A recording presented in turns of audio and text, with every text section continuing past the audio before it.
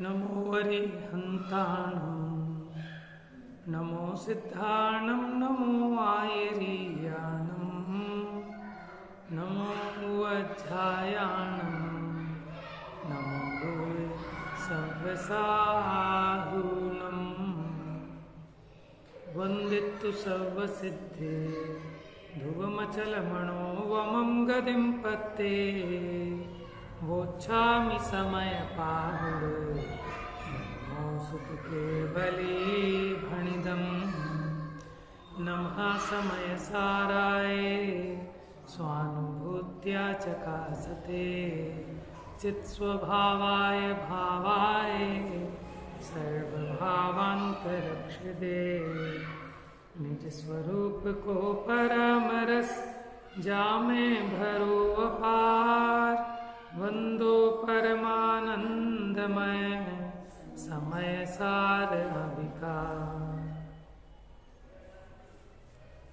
निर्जराधिकार कलश 150 में कहा था कि हे ज्ञानी, तू उपभोग को भोग, क्योंकि उससे तुझे बंध नहीं होता।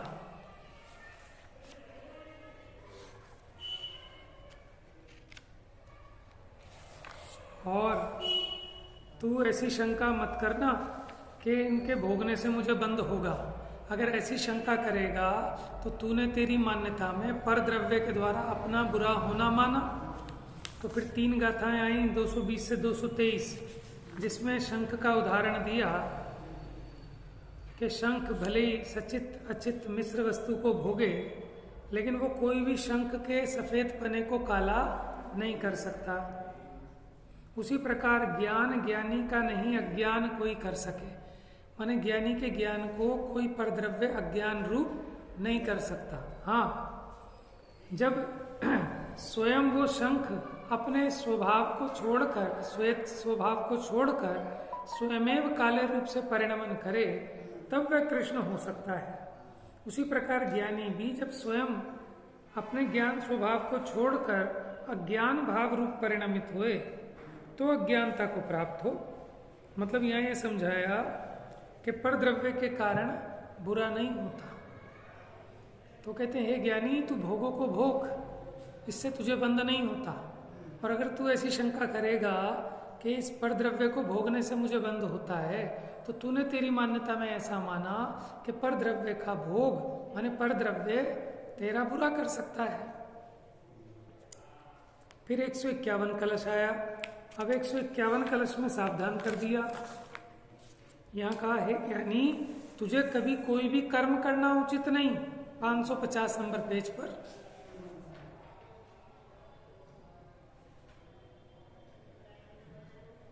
क्या कहते हैं? हे ज्ञानी, तुझे कभी कोई कर्म करना उचित नहीं, तथापि यदि तू ये कहे कि परद्रव्य मेरा कभी भी नहीं है और मैं उसे भोगता हूं, कि परद्रव्य मेरा कभी भी नहीं है और मैं उसे भोगता हूं, तो भैया तू खराब प्रकार से भोगने वाला है। जो तेरा नहीं तू उसे भोगता है। ये महाखेद की बात है।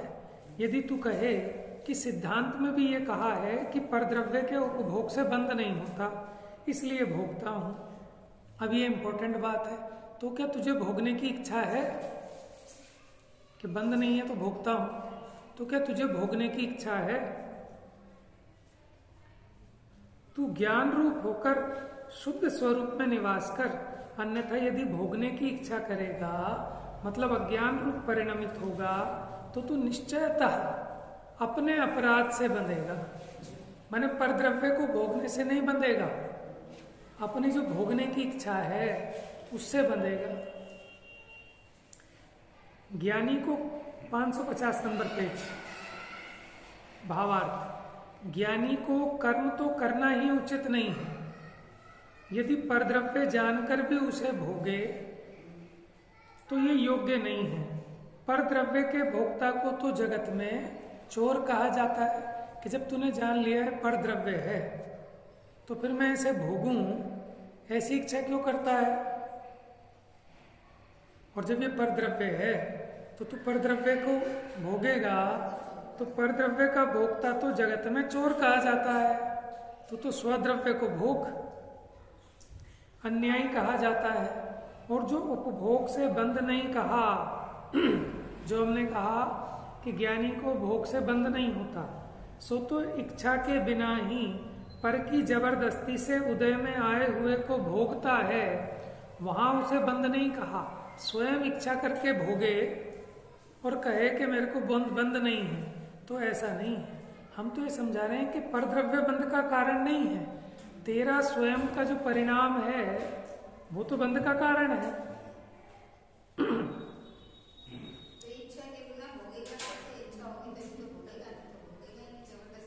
हाँ, लेकिन यहाँ जो है ना, यहाँ समझना चौथे गुण स्थान वाले की अपेक्षा कि हम जो कह रहे हैं उसको इच्छा नहीं है, वो अज्ञान रूप इच्छा नहीं है। अब अज्ञान का अभाव हो गया, इसलिए अनंतानुबंधी के साथ होने वाली इच्छा तो नहीं होती, लेकिन अभी जितना राग शेष है उसमें इच्छा होती है, लेकिन भेद ज्ञान बराबर बना रहता है। समझ में आया? इच्छा होती है, उतनी कसाय है इसलिए वैसी इच्छा होती है, लेकिन उसके कारण ये नहीं कि उसकी मान्यता ही गड़बड़ हो जाए। मान्यता में बराबर बना हुआ है कि परद्रव्य का भोग मैं नहीं कर सकता, उसमें से मेरा सुख नहीं आता, लेकिन उसके बावजूद भी चारित्र मोह के उदय के कारण उसकी इच्छा होती है और उसके अनुसार विषयों में प्रवृत्ति भी होती है। यदि वह स्वयं इच्छा से भोगे तब तो स्वयं अपराधी हुआ, और तब उसे बंद क्यों ना हो।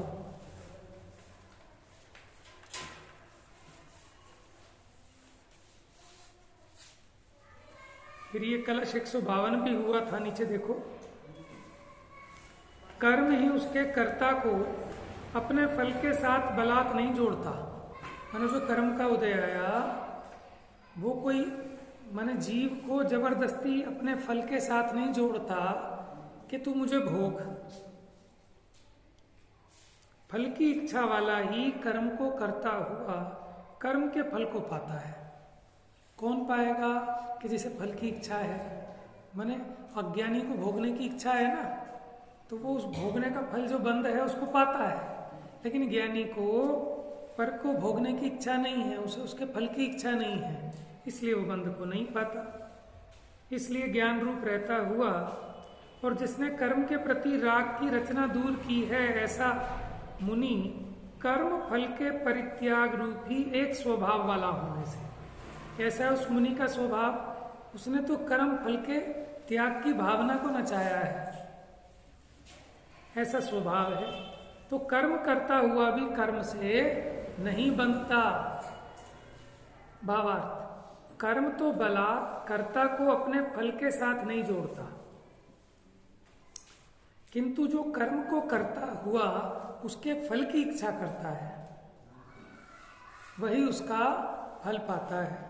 देखो, यानी कर्म के कारण बंध नहीं है। मन कर्म का मतलब यहाँ जो क्रिया की उसने, ठीक है, जैसे भोजन किया तो भोजन रूपी जो कर्म है उसके कारण बंध नहीं है, लेकिन उसको जो भोगने की इच्छा है ना, भोजन कर रहा है वो तो उसके फल को चाहता है ना कि मजा आएगा, मैं खा लूंगा।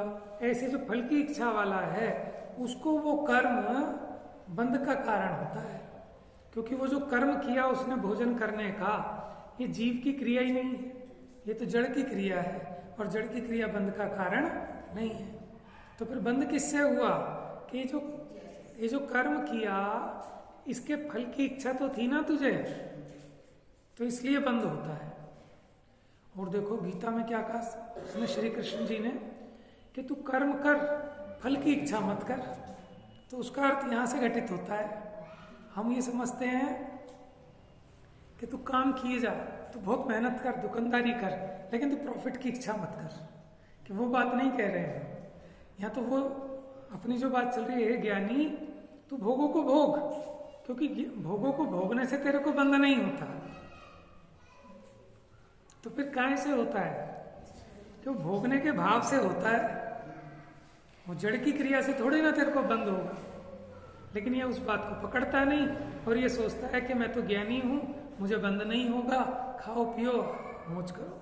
और सांख्यमति का वो दृष्टांत दिया था ना, वो कपिल मुनि वहां कहते हैं तू हंस खेल खा, तुझे कोई बंद होने वाला नहीं है, क्योंकि तू ज्ञानी है। वो तो एकांत की बात हो गई। लेकिन यहां ये समझा रहे हैं कि परद्रव्य के कारण तुझे कर्म का बंध नहीं होता, जड़ की क्रिया बंध का कारण नहीं है। लेकिन जब तू इस कर्म के फल की इच्छा वाला होकर कर्म को करता है तो बंद होता है। तो ये बात गीता से मिल रही है कुछ कुछ वहां से, कि जब उसने कहा कि तू कर्म कर और फल की इच्छा मत कर, मैंने माने वहां, और यहां कैसे कहा कि तू भोगों को भोग, ठीक है, लेकिन अगर तुझे भोगने की इच्छा नहीं है तो तुझे बंध नहीं होगा। फिर प्रश्न खड़ा हुआ, अगर भोगने की इच्छा ही नहीं है तो भोगेगा कैसे? समझ में आया? तो इसलिए ज्ञानियों को निरर्गल प्रवृत्ति नहीं होती है। और जो जितना नजर आता है अभी भोग, वो भी विपरीत मान्यता जनित नहीं है। विपरीत मान्यता तो चली गई। अभी जितना चारित्र मोह का उदय शेष है, उसमें जितना राग की कमजोरी है, उसमें वो भाव आता है। लेकिन निरंतर उस भाव की भी वो निंदा गरहा करते हैं, उसको भला नहीं मानते। अगर उस राग को भला मान ले तो मिथ्या दृष्टि हो जाए। यही तो अंतर है कि सम्यक दृष्टि राग आग है ऐसा जानता है। यह राग आग दहे सदा ताते, ये ज्ञानी का निर्णय है। और अज्ञानी क्या करता है? राग आदि प्रगट ये दुख देन तिन्हीं को सेवत गिनत चैन। अभी रागादि प्रगट में दुख देने वाले हैं, लेकिन इन रागादि के सेवन में क्या गिनता है? चैन मानता है, मजा आ गया। ये मिथ्या दृष्टि का लक्षण है, मिथ्या तो हो गया। बात समझ में आ रही है? नहीं आए तो पूछ लेना आप, क्योंकि फायदा तभी है कि जब बात क्लियर हो। यहाँ तो ज्यादा पढ़ने से फायदा नहीं है, बात को पक्का करना है निर्णय में कि हमारा निर्णय बदले।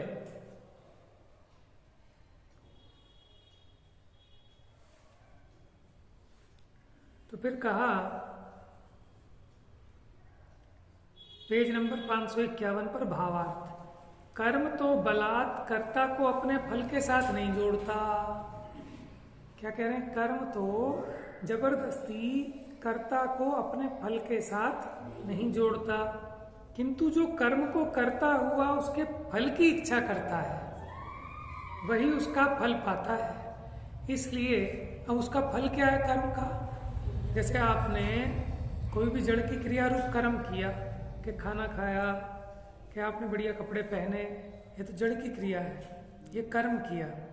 लेकिन आपने जो कर्म किया, आपने इसकी फल की इच्छा सहित किया है कि इच्छा से रहित किया है? कि अब कपड़े पहने में अच्छा लगूं, चार लोग कहें भाई सब कहाँ से लाए कपड़े, ऐसे फल की इच्छा वाला होता हुआ किया। खाना खाया, खाना खा के मजा आएगा, समझ में आया? ये फल की इच्छा वाला होकर किया तो वो कर्म जो आपने कार्य किया है वो अपने फल को देने वाला होता है। क्या है उसका फल? कर्म बंध। क्या है? कर्म बंध।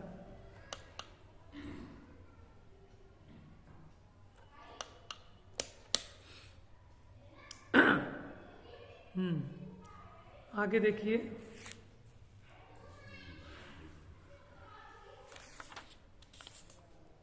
अब अपने चलेगी पेज नंबर 553।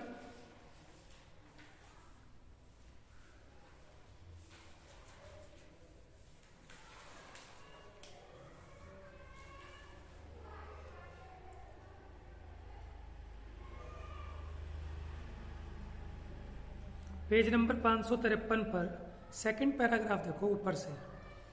शंख का उदाहरण दिया था कि शंख भले वो काली मिट्टी खाए, ठीक है ना, सचित्त खाए, अचित्त खाए, मिश्र खाए, लेकिन उससे काला नहीं होता। लेकिन वो जब स्वयं अपने श्वेत स्वभाव को छोड़कर काले रूप परिणमित हो तब काला होता है। उसी प्रकार ज्ञानी किसी के द्वारा जबरदस्ती अज्ञानी नहीं किया जा सकता, लेकिन वो जब स्वयं अपने ज्ञान भाव से च्युत होकर अज्ञान रूप परिणमित हो तब अज्ञानी होता है। उसी बात को यहाँ कह रहे हैं। उसी प्रकार से ज्ञानी जीव भी वास्तव में स्वकीय प्रज्ञा के अपराध से, स्वकीय माने स्वयं की अपनी प्रज्ञा माने बुद्धि, अपनी स्वयं की बुद्धि के अपराध से वीतराग ज्ञान स्वभाव पने को छोड़कर, कैसा स्वभाव था इसका? वीतराग रूप रहने का, आनंद रूप रहने का, निराकुल रहने का, तो अपने उस स्वभाव को छोड़कर मिथ्यात्व रागादि अज्ञान भाव से परिणमित होता है। तीनों बातें आ गई इसमें, मिथ्या दर्शन, मिथ्या ज्ञान, मिथ्या चारित्र। मिथ्यात्व है ना, राग और अज्ञान से परिणमित होता है। कैसे? स्वयं अपनी बुद्धि के अपराध से। तब स्व स्वभाव से च्युत होता हुआ अज्ञानपने को प्राप्त होता है। माने कोई इसे नहीं कर सकता अज्ञानी, मैं स्वयं ही अपने आप अपनी भूल से अज्ञानी होता हूं, तो अपने आप अपनी भूल छोड़कर ज्ञानी भी हो सकता हूं। देखो अभी वर्तमान में भले अज्ञानी हूं, लेकिन ये वर्तमान दशा जितना मैं नहीं हूं, माने दशा सदा रहने वाली नहीं है। अगर आज अज्ञानी हूं, इसका मतलब ये मत मान लेना कि यही मेरा स्वभाव है। यह अज्ञान दशा पलटकर ज्ञान दशा भी हो सकती है। माने कोई व्यक्ति किसी गरीब आदमी को सता रहा है, तो आपको क्या ख्याल में आता है कि भैया आज गरीब दिख रहा है तुम्हें, जरूरी थोड़ी ना गरीब रहने वाला है, कल को इसका भी उदय पलटेगा, ये भी पता नहीं कब सेठ जी बन जाएगा। तो भैया ऐसा मत करो किसी के साथ। समझ में आया? यहाँ तो कह रहे हैं कि अपने साथ भी ऐसा अन्याय मत करो कि आज ये आत्मा मान लो बीमार है, तो सदा थोड़े बीमार रहने के स्वभाव वाला है। इस बीमारी को मेट कर ये भी तो स्वस्थ हो सकता है ना। ये श्रद्धा जीव को होए तब इसका पुरुषार्थ जगे। लेकिन ये तो प्राप्त पर्याय में ही तन्मय हो जाता है। अभी जो वर्तमान दशा मिली है, माने हमारा जो चक्र चल रहा है ना सुबह से रात तक रूटीन, हम उसी में तन्मय हैं। उससे बाहर निकल के सोच ही नहीं सकते कि इसके अलावा भी कोई जीवन है क्या। माने सुबह आप उठेंगे अपने टाइम के हिसाब से 6 बजे, 8 बजे, 10 बजे, जो जैसा जिसका टाइम हो, उठ के उसका साइकिल फिक्स है डेली का। वो थक हार कर कोई 10 बजे सोएगा, कोई 12 बजे, कोई 2 बजे, फिर डेली वही उठना, फिर वही सारे काम। लेकिन उन सारे काम के बीच में जो अपना प्रयोजनभूत काम है उसके लिए इसको ख्याल ही नहीं आता। क्यों? क्योंकि ये प्राप्त पर्याय में ही तन्मय है। माने अगर नौकरी करता है तो अपने को नौकर मान के बैठा है, दुकान चलाता है तो अपने को दुकानदार मान के बैठा है, ये महिलाएं अपने को घर वाली गृहस्थी मान के बैठी हैं, कोई लेडीज सर्विस करती है तो अपने को सर्विस वुमेन मान के बैठी है कि साहब मेरा तो यही काम है। उसके बाहर निकलकर कभी ये नहीं सोचता कि इससे बाहर भी कोई जीवन है। समझ में? इसको कहते हैं प्राप्त पर्याय में तन्मय होना। अज्ञानी ने तो कभी उस ज्ञान स्वभाव का रस चखा नहीं, इसलिए वो निकलता नहीं। लेकिन ज्ञानी को तो पता है ना, इसमें वो फिर क्यों छोड़ देता है। ये अपनी बुद्धि से कह रहे हैं ना, अपनी बुद्धि के अपराध से, तो फिर वो वहां पर से क्यों हट जाता है? वो अपनी बुद्धि में अपराध करता है, ये तो बात ठीक है। देखो इसका प्रश्न क्या है, अज्ञानी ने तो कभी उस ज्ञान के रस को चखा नहीं, इसलिए अगर वो उस चक्र में फंसा हुआ है तो बात समझ में आ रही है। लेकिन जिस ज्ञानी ने एक बार उस ज्ञान रस को चख लिया, फिर वो तो गिरता है नीचे। तो इसी का आचार्य आश्चर्य करते हैं कि देखो जीव की होनहार। फिर वहां क्या कहेंगे कि इसकी होनहार है, लेकिन फिर भी अब कितना भी गिरे, लेकिन अब ये सुधर जाने वाला है। समझ में? लेकिन ये भी आश्चर्य है कि इतना समझते बूझते सब।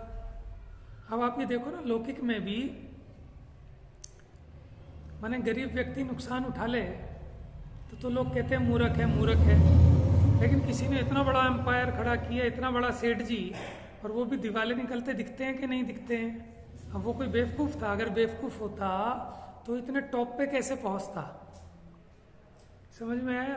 फिर वो होनहार है, तो वहां हम होनहार की बात करते हैं, जहां हमें समझ में आता है कि पुरुषार्थ तो कुछ नहीं है। लेकिन जब भी कोई कार्य होता है उसमें 5 कारण होते हैं। जो बात दूसरे को बोलते हैं वही गलती खुद कर लेते हैं। हाँ, होता ही है। तो होता है। आप बच्चे को समझाते हो कि तूने गिलास तोड़ दिया, तूने गिलास तोड़ दिया, आपसे तो कभी नहीं टूटता होगा। वही गलती खुद कर लेते हैं। समझ में आया? तो अब करे क्या जी कि देखो भले ही छूट जाए, लेकिन छूटने के बाद भी वापस उसी में लगता है, क्योंकि उसे समझ में आ गया कि आनंद तो यहाँ है। और कोशिश करने वालों की हार नहीं होती है। लेकिन कोशिश करे कौन? कि जिसे दिखे कि वहां सुख है, तब तो कोशिश करे ना। लेकिन बात ये कह रहे हैं कि जो प्राप्त पर्याय हुई, इतना ही मात्र मेरा स्वरूप नहीं है भैया, अनंत काल जीने वाला हूं। खाली इस भव का ठेका थोड़ी ना है, इसके बाद भी है, उसके बाद भी है, उसके बाद भी है। हमें क्या लगता है कि बस इसका निपटारा करना है, कि जो 80 साल का हो गया है उसको भी कहीं समझ में नहीं आ रहा कि फिल्म खत्म होने वाली है। उसको लग रहा है फिल्म ऐसी चलती रहेगी, वो उसी में तन्मय है, अपनी चर्या में, जैसा जिसका रूटीन है।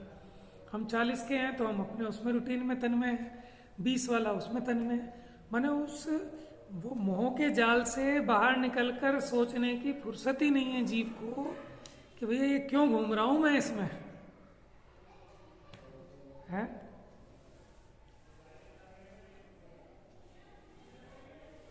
दाम बिना निर्धन दुखी, तृष्णा अवस धनवान, कहूं ना सुख संसार में, सब जग देखियो छान। कि छान लो आप, अभी भी नहीं छान पाए, 20, 30, 50 साल हो गए, और कितना छानना है? मैंने एक व्यक्ति से पूछा कि व्यक्ति इतना हैरान परेशान है पैसे के पीछे, इसको क्या कमी है? तो उसने बताया साहब इतने तो दुनिया भर के इसके बंगले हैं, इतने सब कुछ ठाठ हैं, इतने सब कुछ है। मैंने कहा जिसके ज्यादा होते जाते हैं उसकी इच्छा और ज्यादा बढ़ती चली जाती है, ऐसा नजर आता है।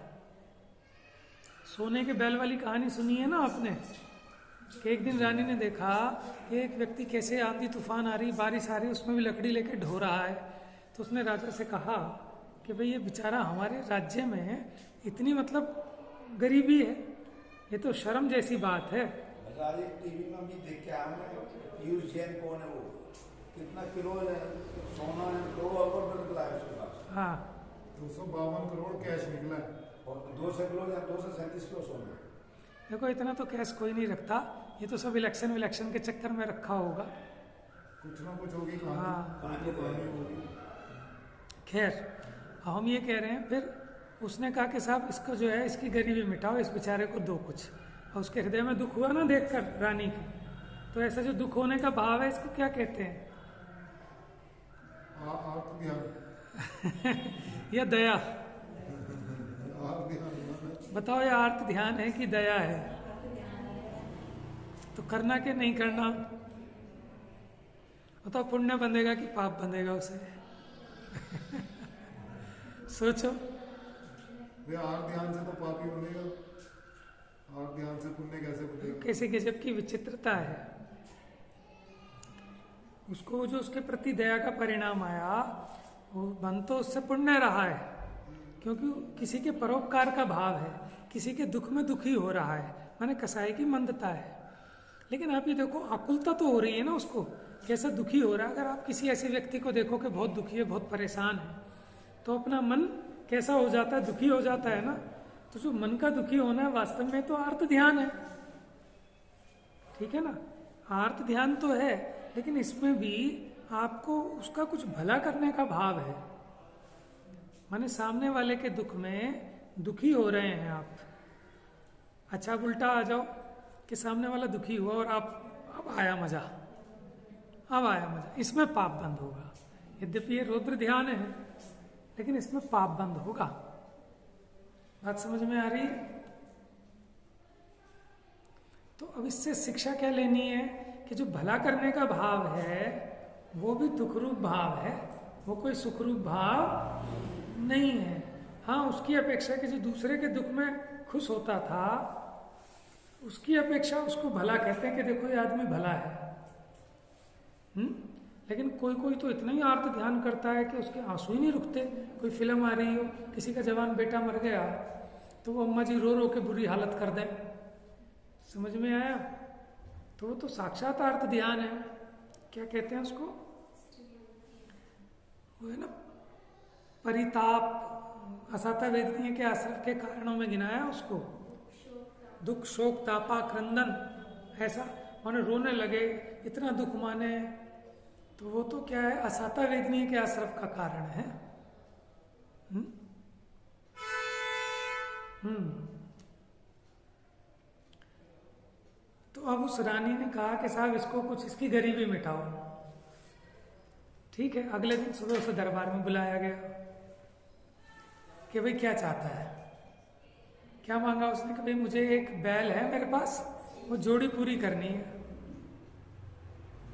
कि अरे इसमें क्या बड़ी बात है, दे दो भाई इसे एक बैल। कि नहीं नहीं महाराज ऐसा बैल नहीं, जैसा बैल मेरे पास है।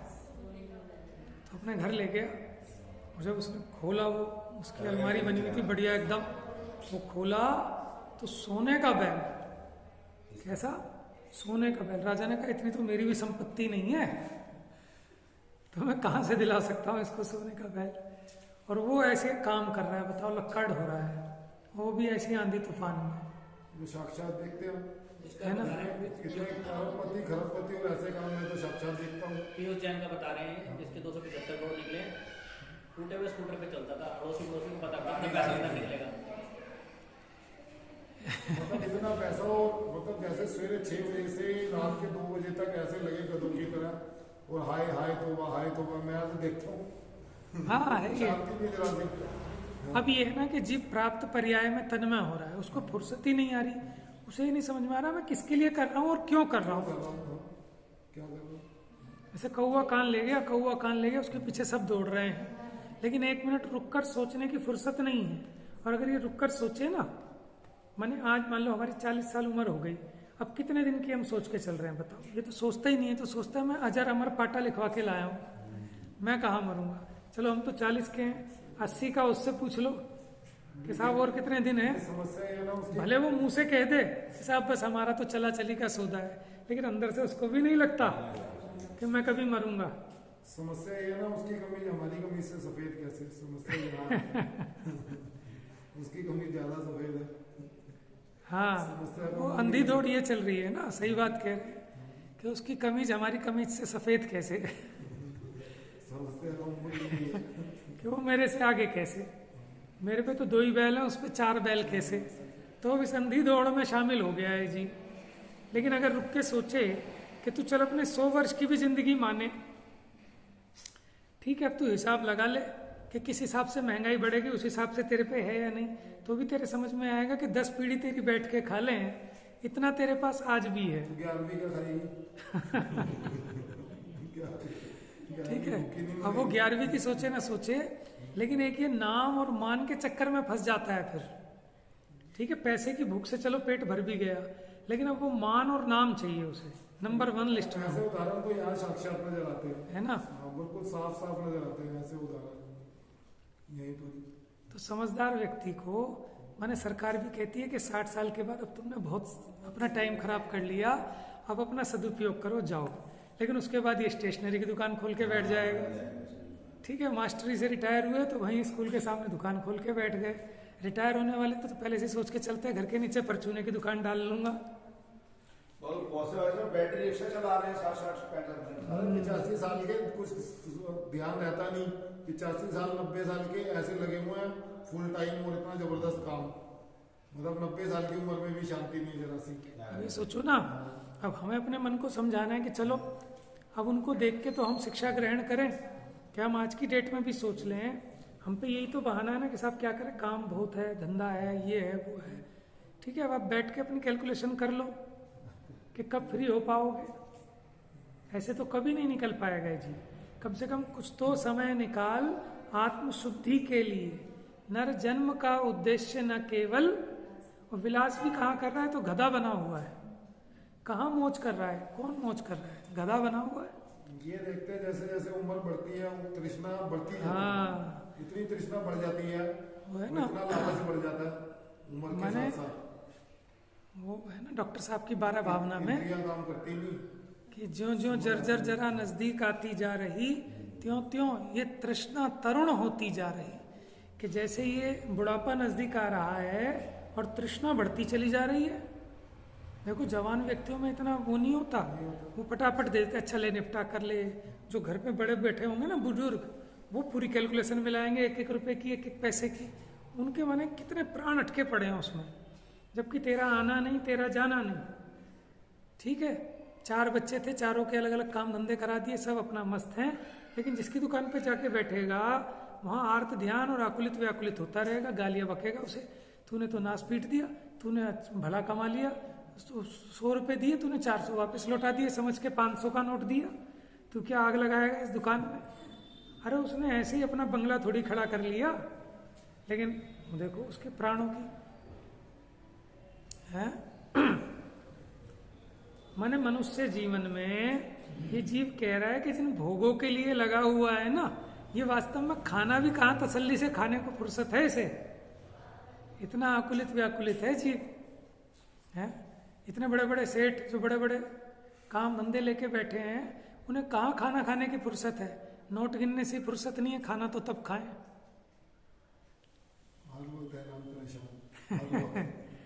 तो हमें तो नहीं होना ना, हम अपना निर्णय करें, हमें निर्णय अपना करना है ना, कि मैं भी कहीं उनकी लाइन में तो नहीं आ गया, उनके जैसी बेवकूफ़ी तो नहीं करनी, ठीक है ना। चाहे छोटे कमरे में रह लेना, 2 जोड़ी कपड़ों में गुजारा कर लेना, लेकिन तेरे तो पुण्य का उदय इतना है कि तू रोज एक नया नया कपड़ा पहन, बढ़िया खा, फिर भी कमी नहीं आ रही, फिर भी छोड़ने तैयार नहीं है। छोटी जगह तो अच्छी है, छोटी जगह के रखरखाव कम है, उसमें सफाई सुथरी कम है, देख रेख कम है, सारी टेंशन कम है। आप मुझे बताओ, मान लो मेरे पास 2 जोड़े हो, मेरी टेंशन ही खत्म है, आज ये पहनना है, कल वो पहनना है, कल ऐसे ही। अब 50 जोड़े टंग रहे हैं, अब 10 मिनट तो उसमें वेस्ट होते हैं, ये के ये, आप बताओ है कि नहीं। तो जितना परिग्रह कम है उतना वो अधिक सुखी है, आकुलता भी कम है। आप भी देखो 50 गज के घर में रहते हैं, खुद ही साफ सफाई कर लो, फटाक 10 मिनट में पोछा लग गया, जीवों की दया भी पल गई। अब आपने ले ली 400 गज की कोठी, अब लगाओ पोछा, समझ में आया। फिर नौकर रखोगे, अब नौकर रखोगे भैया वो तो दया पाले नहीं, फिर आप वो नौकर दूसरी चीज करके जाते हैं बस, है नहीं। और जबकि सोने के लिए कितना चाहिए, 6 फुट का बेड पे सोओगे, कोई तुम 400 गज पसर के कैसे सोओगे, हैं। कि लुढ़कने को सपने में जगह चाहिए, उधर से उधर, उधर से उधर। तो बस ये ऐसे ही जीते जी की माया है, और अभी सुधर जाएंगे, नहीं तो ऐसे ही जैसे 40 निकाल दिए हमने, ऐसे ही आगे कौन निकाल देंगे, 20, 30, 40 जो भी बनते हैं, उसमें ज्यादा एक्सीडेंट हो रहे हैं आजकल, होते, फिसलने की जगह है ना। लेकिन जब बड़े बाथरूम में, छोटा हो तो ठीक है, नहाने के बाद अब देखो ना, जीनों पे इतने लोग फिसलते हैं, जीने ऐसे संगमरमर के बढ़िया। अब ये देखो, ये जो फर्श है ना, ये सेहत के लिए कितना नुकसानदायक है, पैर नहीं रख सकते आप इस पे। और वैसे जो होते थे कच्चे पुराने टाइम में, वो ऐसे ठंडे नहीं होते थे, टॉयलेट में ज्यादातर कितने हैं, हाँ। लेकिन अब जीव को दिखावा चाहिए, शिखर जी में पहले कच्ची मिट्टी थी, हाँ। तो पत्थर लगा दिया, पत्थर पे फर्क आ गया, कच्ची मिट्टी में पैरों को बहुत आराम आता सही है। आराम था। तो सुविधा है, वो दुविधा है, सुविधा भी है। परावलंबन बढ़ाती है। माने हम अपने घरों में रहकर ऐसी गंदी आदत डाल लेते हैं कि हम 4 दिन को कहीं तीर्थ स्थान पे जाने के लायक नहीं बचते, क्योंकि हमें वैसी सुविधा चाहिए पूरी की पूरी, है ना। जब तीर्थ स्थान पे नहीं जा सकते तो फिर जंगल में कैसे जाओगे कल को, है। माने जीवन कैसा होना चाहिए, स्वावलंबन वाला, कि हमें कुछ मिल जाए तो ठीक, नहीं मिल जाए तो ठीक, वो व्यक्ति सुखी रह सकता है। और जो किसी एक चीज के पीछे अटक गया है ना, कि ये नहीं तो भैया मैं तो नहीं। आजकल के बच्चे ऐसे हो गए ना, एक एक चीज उन्हें ऐसी चाहिए कि उनके कहीं माने बहुत मुश्किल है उनका गुजारा होना। तो कैसे रहेंगे, वो दुखी रहेंगे, क्योंकि भैया हमेशा उदय तुम्हारे मन चाहा तो रहेगा नहीं, उदय पलटते भी हैं। पिताजी ने माने 5 करोड़ रुपया लगा के बहुत बड़े सेठ के यहाँ लड़की को ब्याह दिया, उनकी फैक्ट्री वैक्ट्री माने सब दिवाला निकल गया, आ गए सड़क पर, कर लो क्या करोगे, अब क्या करेगी वो, समझ में आया ना। ऐसे तो रोज देखने में आते हैं इस तरह के इंसिडेंट। तो जितना अपना स्वावलंबन होगा उतना हम आनंदित रह सकते हैं, उतना सुखी रह सकते हैं, क्योंकि हमें पराधीनता नहीं। कहते हैं ना, पराधीन सुख सपने नाही, पराधीनता तो सपने में भी पराधीनता में सुख नहीं है, और स्वाधीनता सुखी है। लोग कहते हैं साहब अपना घर हो चाहे छोटा सा हो, जब नहीं होता तो क्या कहता है हर आदमी, सब अपने घर का घर होना चाहिए, चाहे 20 गज में हो। तो कितना प्रसन्न होते हैं लोग जब बन जाता है, माने किराए से। फिर 20 गज का हो गया, थोड़ा सा पुण्य का उदय बढ़ता है, थोड़ा जेब में माल बढ़ता है। तो नहीं 20 गज में कहाँ आजकल गुजारा होता है, 50 गज तो चाहिए ही ना। फिर 50 हो जाता है, फिर बड़ा संतुष्ट होता है कुछ क्षण के लिए। लेकिन फिर पुण्य का उदय आता है कि 50 गज में क्या होता है, 100 गज तो कम से कम चाहिए। लेकिन कहाँ रुकता है आप ये बताओ। आज भी 2-2 हजार गज में फ्लैट ले लेते हैं लोग, क्यों? और सिंगल मियाँ बीबी हैं, क्या जरूरत है, क्यों ले रहे हैं? है ना, ये ताज्जुब है।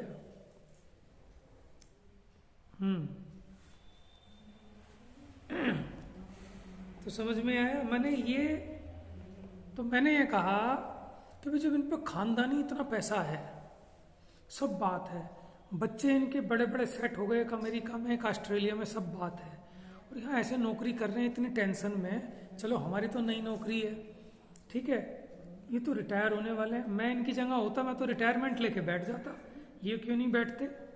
क्या बहुत सारा आ रहा है, उसके बाद सब आ रहा है, सब खानदान माने पुराना भी बहुत है, सब बात है, फिर भी दुखी है। लेकिन देखो फिर भी दुखी है।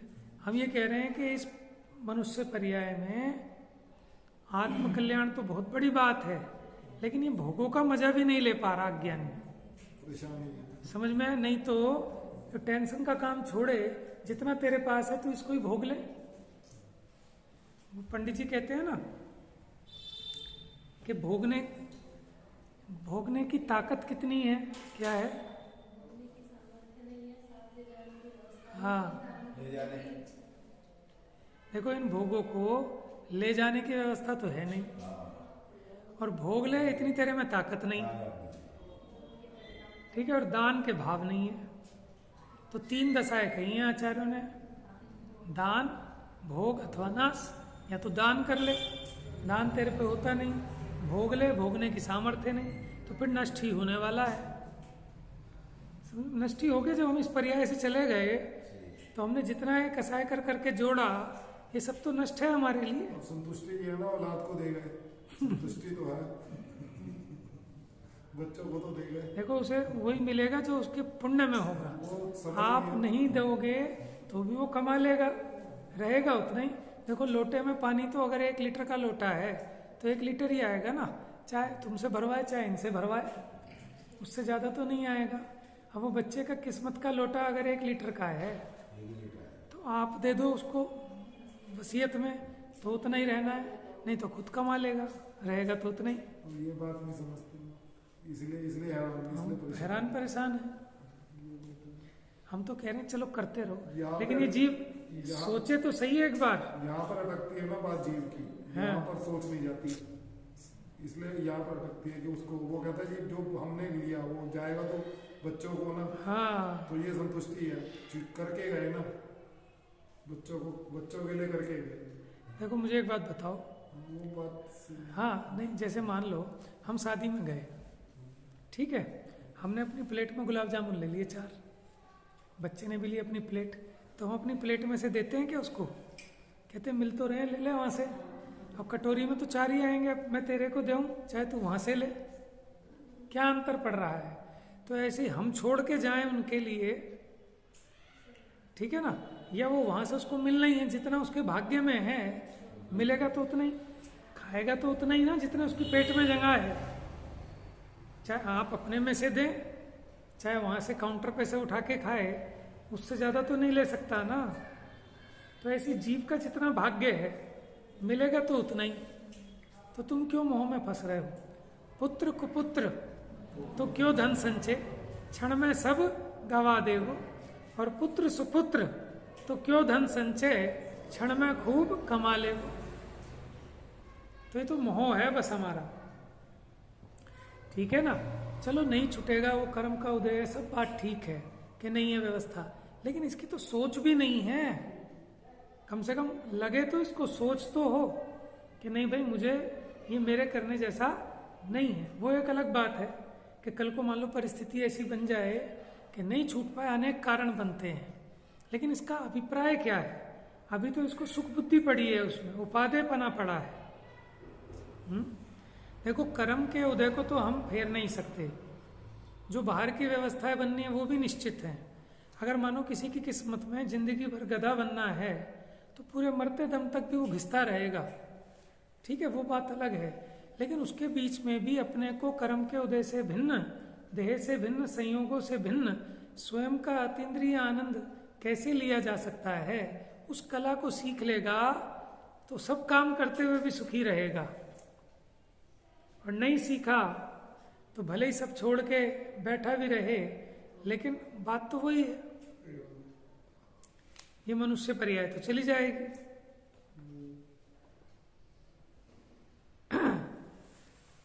तो कहते हैं जब स्वयं स्वभाव से च्युत होता हुआ अज्ञान पने को प्राप्त होता है, उसके संवर पूर्वक निर्जरा नहीं होती। तो यहां ये बताया कि ज्ञानी को कोई अज्ञानी नहीं कर सकता, लेकिन ये स्वयं अपने आप से अज्ञानी हो सकता है, और होता ही है। तो जब स्वयमेव हुआ है तो फिर स्वयमेव ही ज्ञानी भी हो सकता है, ये बात यहां कहनी है। मतलब हिंदी की गाथा पढ़ेंगे, विषय कर लेंगे फिर ये वाला।